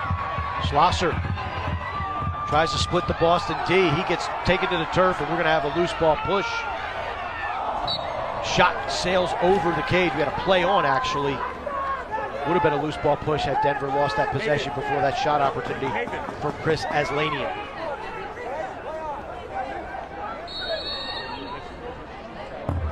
Junior against Fahey. These two have been locking horns all evening long. What a battle. Junior gets inside again, slips it underneath Morocco, and another goal. You know it's coming. How do you stop it? Well, you have to slide early, and one man can't do the job. And right now, Junior's feeling it. We've seen him do this before in the past many, many times. He decides he's going to step up and take control of the game. Here we get a look at it again. John Grant Jr., 44 years old. Basically saying to us, he's been playing his old professional lacrosse career on one leg. You can see that heavy knee brace on the left leg of Junior. Rylan Reese. Stewart picks up a tough ground ball, gets out of harm's way. Stewart stepped up twice now here in the last couple of minutes. Cavanaugh down to Junior. Goal! And we are tied.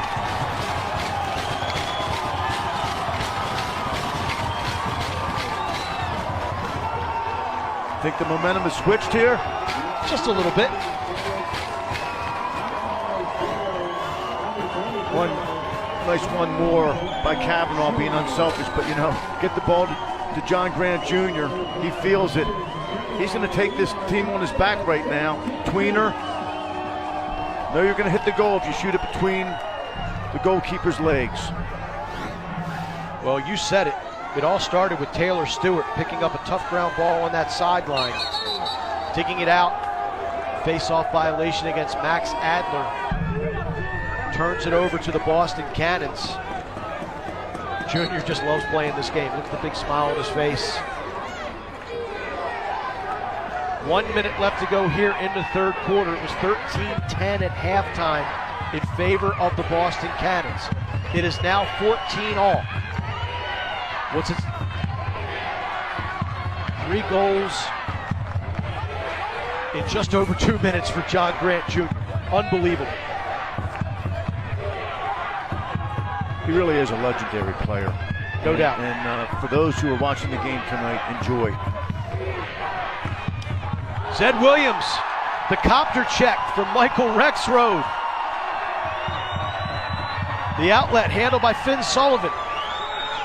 Here come the Outlaws. They've got 20 seconds left to work. Will they push it? Aslanian gets it to Courier. Courier head of steam.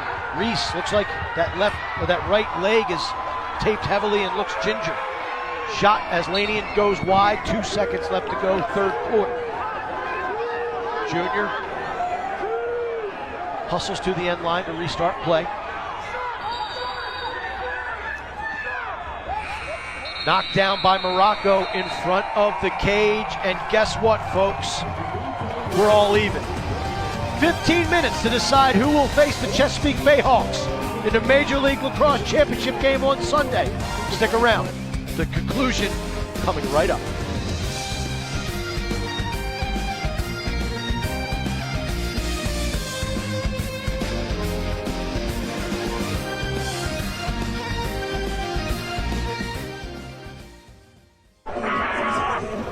Sports Center tonight after UCF Cincinnati with Bucci and Michael Eaves. They'll have post-game coverage from the 4 ALDS and NLDS matchups, plus a key player that makes Houston a title contender, and a look at Khalil Mack's dominance ahead of his return to Oakland. Sports Center after college football on ESPN and the ESPN app. 2 minutes and 23 seconds. That's how much it took John Grant Jr. to score 3 goals to end that third quarter. Pure magic. The man's going to take this team on his shoulders, and he's showing it right now. Unbelievable performance by John Grant Jr. Made his debut in 2001 with Rochester. 3 goals in 2 minutes and 23 seconds. The fans love it. Momentum has squarely shifted over to this Denver bench. And for more on John Grant Jr., Alexis Perry. Yeah, what an end of the third for him, but he actually wasn't all that excited when he came into the huddle with his offense. He reminded them that this is a game of runs. Runs in this game, everything when it comes to momentum. So the same thing that just happened to them, when they capture momentum, things can shift back into Boston's favor as well. So keep pushing, tire Boston out, and get the big dub. Mark, back to you. Terrific point, Alexis. And especially now with Boston being down 2 offensive midfielders. Kyle Denoff definitely out for the remainder of this game. As Cal Durth picks up the scoring, cruises down the alley, and a flick of the wrist. Shorthanded, no problem. Boston regains the lead. Signature move by number 5, Cal Durth. Gets the ball on the run and loves that right-hand alley. Got to drive him. That slide's got to come. Got to come early. Get the ball out of his stick. Durth using that size and leverage to stick his 4th goal of the evening. He only had 9 for the whole season coming into tonight's contest, and he scored 4. He showed up in a huge way for this Cannonball Club.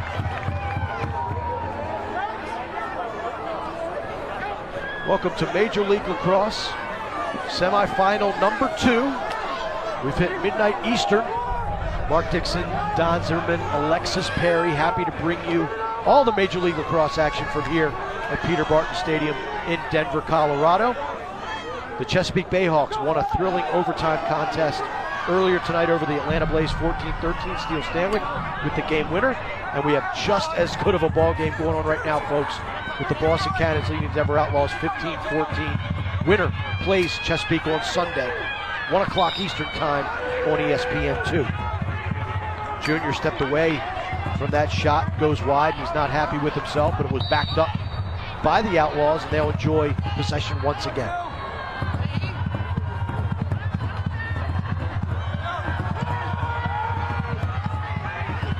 Good defense that time by number 18, Tim Edwards.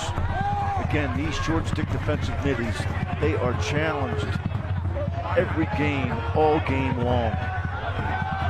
They do a terrific job. 4 of them being employed tonight. Newbold lets one fly as the shot clock expires, gobbled up by Morocco. Newbold again leads the league with 5 two-pointers during the 2019 campaign. Nice ploy there. Shot clock was running out. They substituted Newbold on the fly, gave an opportunity to shoot a 2-point shot, had a screen inside. Plus, if it doesn't go, now they have one of their best defensive players on the field to take away the Boston counterattack. Good strategy. Jalen Rogers going behind the cage, being guarded by Newbold. Will Sands. Finn Sullivan's done a nice job on Will Sands. He scored a couple early goals in this game, has been quiet ever since. Zed Williams draws a double team, tries to move it, ball's loose, picked up. Here come the Outlaws. Newbold legging it across the midfield line. Looks for help, gets it in the form of Charlie Hayes. Hayes likes what he sees. Good defense by Cal Dirth to take him off his line and just get him out of the line, the path of the goal to get some support. Really nice play because Dirth had a wide open lane. Going 4-on-4. John Grant Jr. Good gravy. 5th goal, and this is probably the prettiest, and that's saying quite a bit.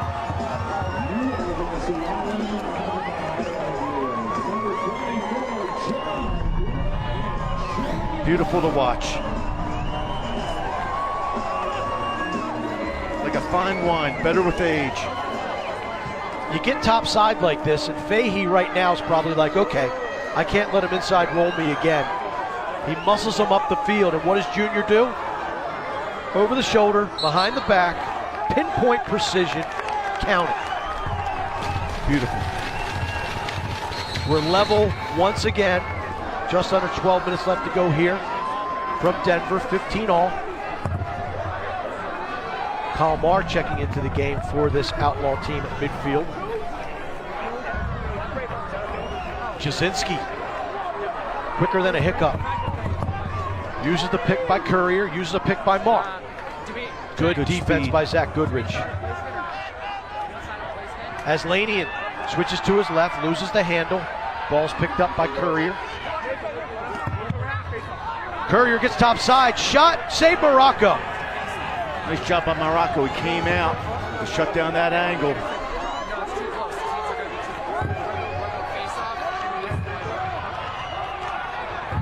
This Fahey's got a path to the goal. Here. Wicked hit. Wow. No call. Gobrecht just annihilated Will Sands. Ball goes out of bounds. Possession over to the Outlaws.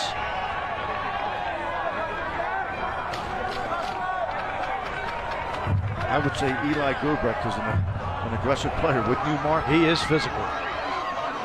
Out of Ithaca. Schlosser. And a procedural violation against Denver turns it over to the Cannons, much to the chagrin of this partisan Denver Outlaw crowd. We're going to have a timeout taken by Boston. Good timeout there by Coach Quirk. Ball was triple teamed. Sean Quirk and the Boston Cannons looking to punch their ticket to Championship Sunday. Stick around, we're 15 all.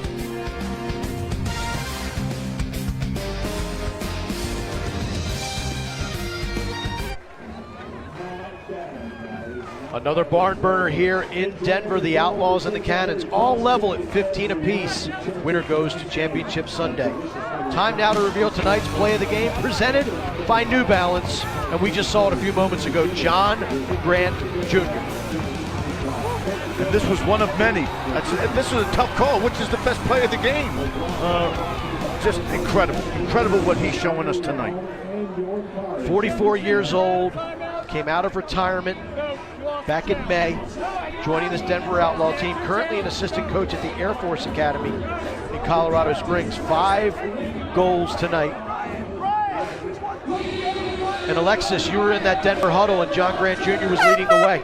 Yeah, you know, it's so funny because some of these younger guys are getting a little nervous, they're getting a little fired up, but John Grant Jr., he is such a seasoned vet. He goes, you guys, it's 15-15, 10-17 left to play. Who doesn't want to be here? This is what dreams are made of, this kind of situation. He said that Ohio is working for them, so they're going to stick with that, keep recognizing key matchups, and hopefully get a win. Mark?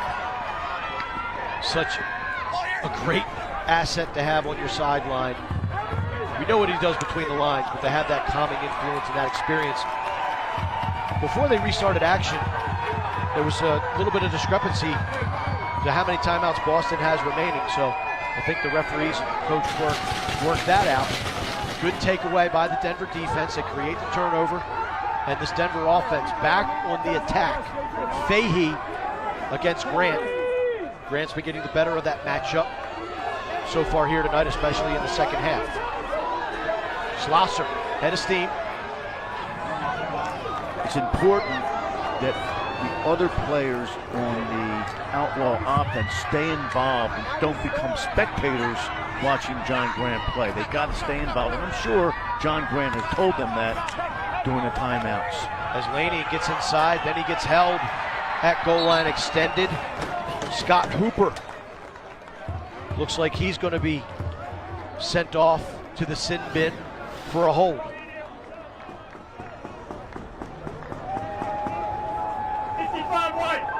Holding, 30 seconds.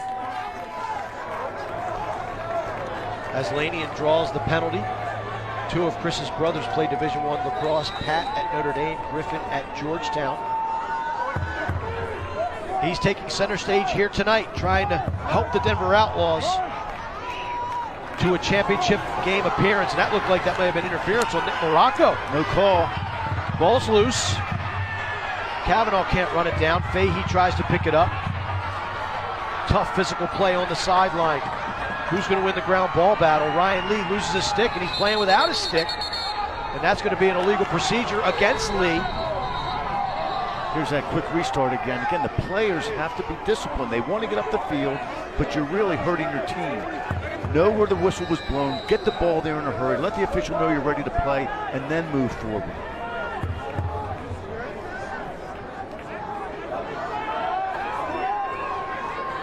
Good ride here.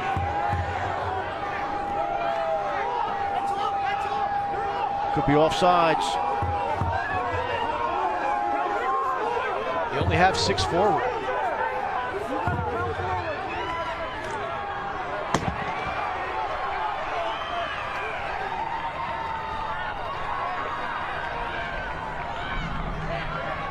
Denver picking up another loose ball as Boston with their third consecutive empty possession.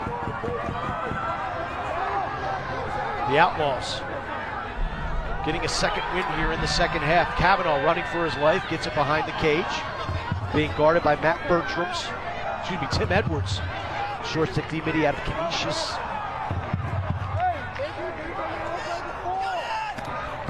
As Lanian loves that jump shot from the left, elects not to shoot it.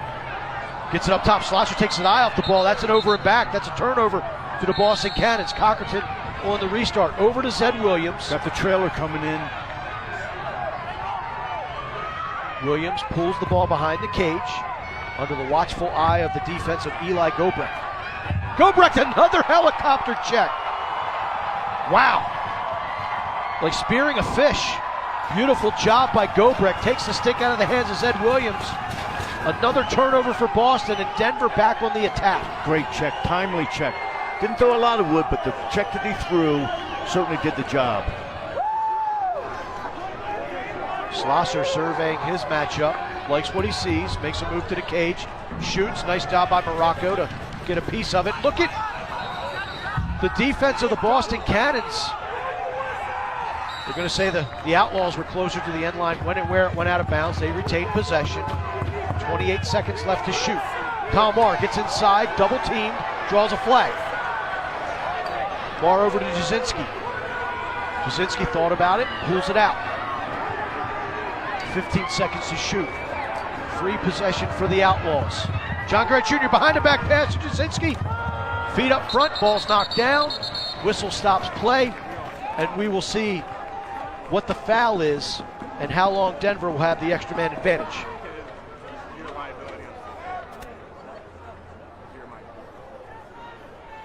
"12 white, holding, 30 seconds, 12 white." Foul is on Zach Goodrich, short stick defensive midfielder. And now Denver looking for an opportunity to take the lead. Yep, good call. Wrapped his arm, impeded the offensive player's path to the goal.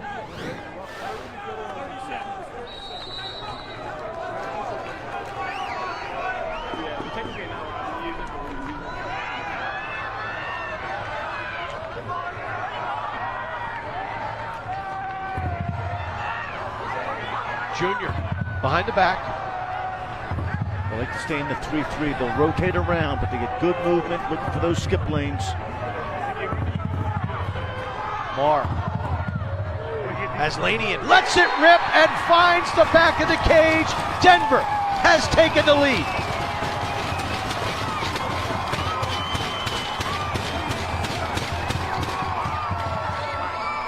Number 57 in white, Chris Aslanian, is having a tremendous game. And with room and time from that position, that's not a great angle, but he knows how to stick it from that spot.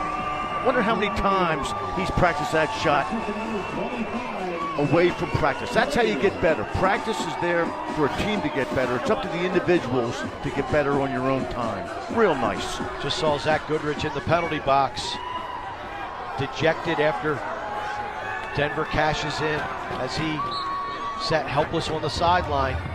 5:40 left to go. Denver 16, Boston 15. At stake, a spot in Sunday's championship game at Dick's Sporting Goods Park against the Chesapeake Bayhawks. Chesapeake has won 5 Major League Lacrosse championships in their existence, the last one coming in 2013. Denver has won 3 out of the last 5, their most recent in 2018. Schlosser takes on the defense, shoots it just wide. Possession stays with the Outlaws. Schlosser's signature move. If I'm Boston, I'm thinking about forcing him to go to his left hand and take away that strong right hand alley dodge. Junior, he got Denver back into this game almost single-handedly. Shot saved by Morocco.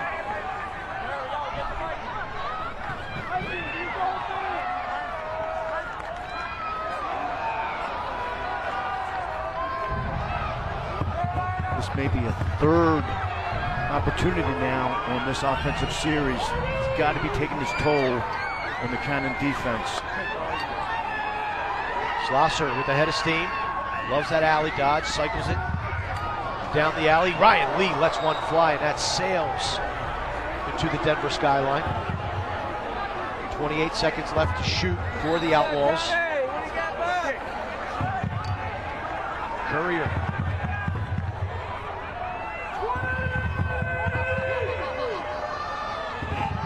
Now behind the cage, Rylan Reese gets inside. Courier shoots and scores. Flags fly. And an unbelievable athletic play by Zach Courier, giving himself up, launches across the crease and puts the ball in the cage. Fantastic individual effort. Great job by Zach Courier against a player who knows him well, Rylan Reese. And Sean Quirk has thrown the challenge flag again. We'll see what the result of this one is. But Zach Courier launches himself. Tremendous individual effort. For the time being, the Outlaws are up by 2. Stick around. A berth in Championship Sunday is on the line.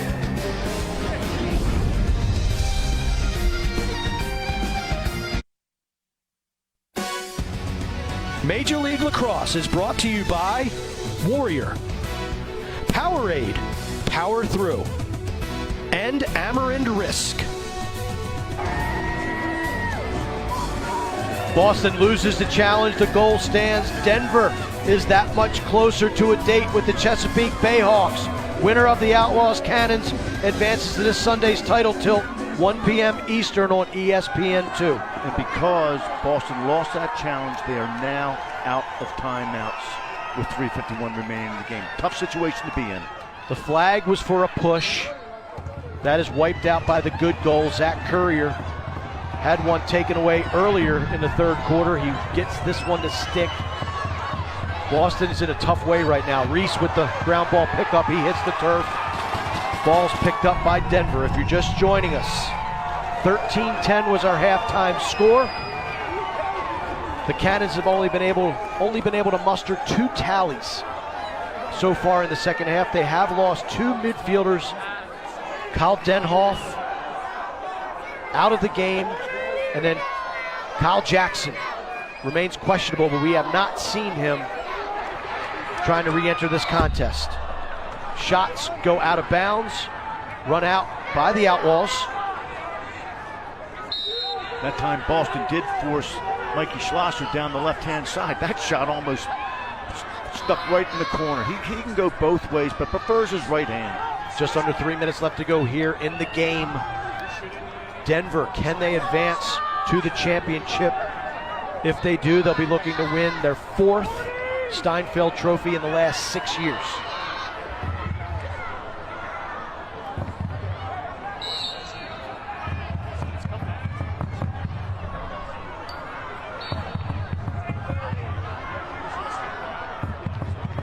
Boston looking to win their first Steinfeld Trophy since 2011. This is their first playoff appearance since 2015. Morocco with the save. Big save by Nick Morocco there. Boston's going to make sure now they clear the ball, get their offensive people on the field, get into their half-field offense, and really work hard for that high-quality shot. 2 minutes left in the game. Can Boston come back? Williams lets one fly. Dylan Ward soaks it up, saves it cleanly, and here come the Outlaws. The crowd can sense it, but Denver just needs to take care of the ball. And if you're Boston, you've played a ton of defense, especially here in the fourth quarter. You've got to dig down deep. Timeout taken by Tony Seaman and the Outlaw staff. Good timeout. Get everybody together, talk to your offense. What do we want to do here with 1:35 left? Defense, get them together. Make sure nothing's coming back the other way.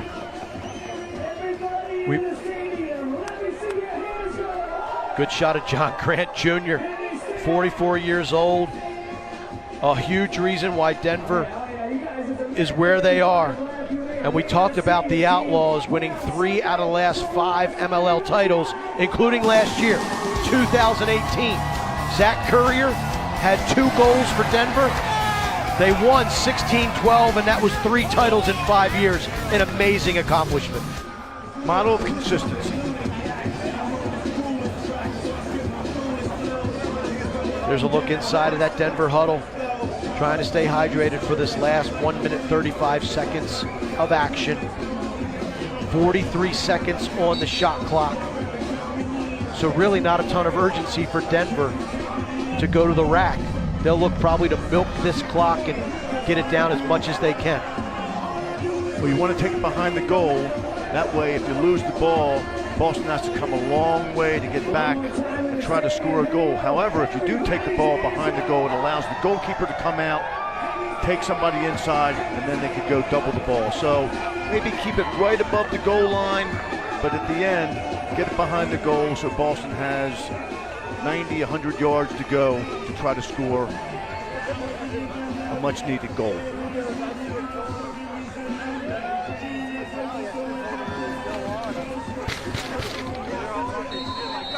Ball is starting all the way toward the midfield line. It's Mikey Schlosser being guarded by Scott Hooper. Hooper throwing everything but the kitchen sink at him, trying to dislodge the ball and get possession for the Cannons. Morocco's got to come out.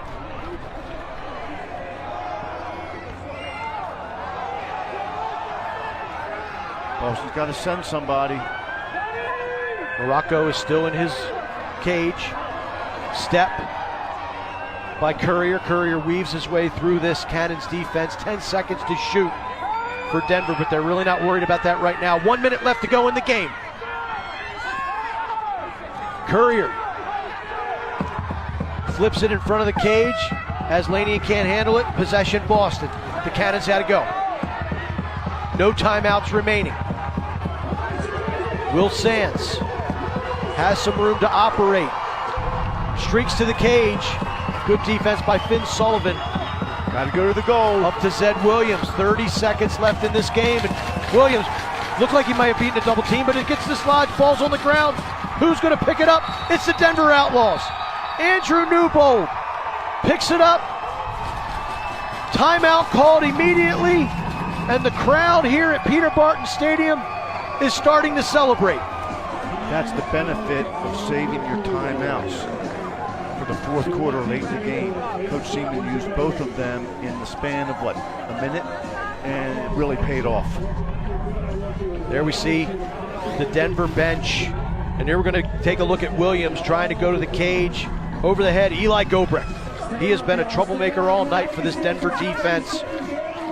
Newbold picks it up, was in a little bit of traffic, but that man right there, 2-4 in orange, walking to the sideline, has been incredible, phenomenal tonight for this Denver Outlaw lacrosse team. He is a warrior.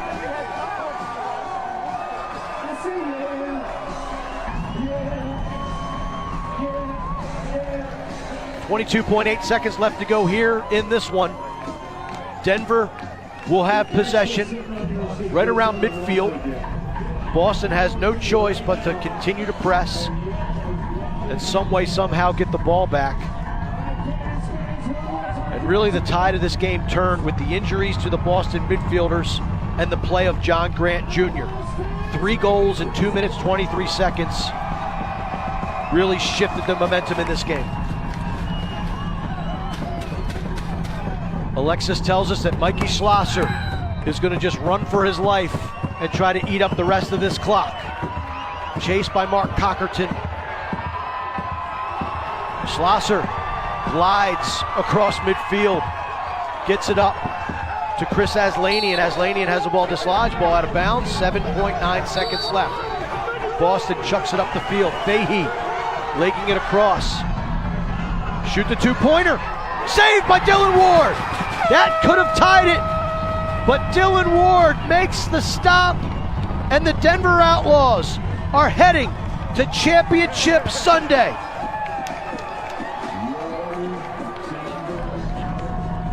Tremendous game. Boy, we've seen 2 good ones tonight, haven't we? A come-from-behind victory for Denver on their home turf.